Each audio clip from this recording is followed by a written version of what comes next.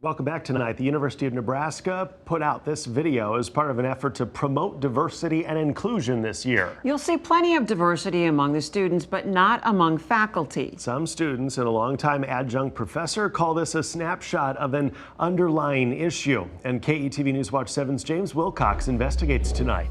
Nurses and entrepreneurs in the workforce. We asked college students to watch a video promoting diversity at the University of Nebraska. When we think about what diversity means, None had seen the video before, and it didn't take long for them to notice the same thing. Same color, same color, same color. They say they see it every day among faculty on the Omaha campus. It is very frustrating when all the higher ups are Caucasian and they don't understand your struggle. Most just choose to accept it. Unfortunately, for a lot of students, it's kind of like a, yeah, well, that's just how it is type of thing. Because that's how it's always been.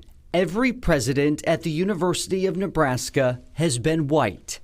Every current chancellor is white.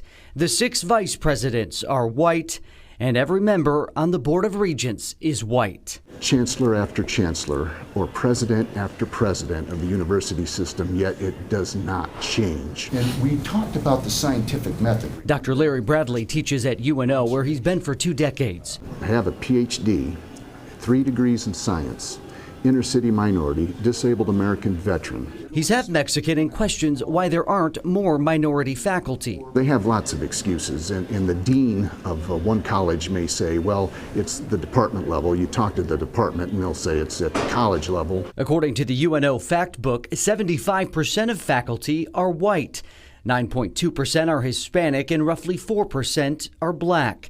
UNMC has more than 1,200 white faculty members. 35 Hispanic, 28 are black. At UNK, 276 faculty members are white, 8 Hispanic, and 5 are black. And at the University of Nebraska-Lincoln, more than 1,300 white faculty members, 66 are Hispanic, 34 are black. This ideal about diversity. On the Lincoln campus, the Vice Chancellor of Diversity and Inclusion hopes to change those numbers.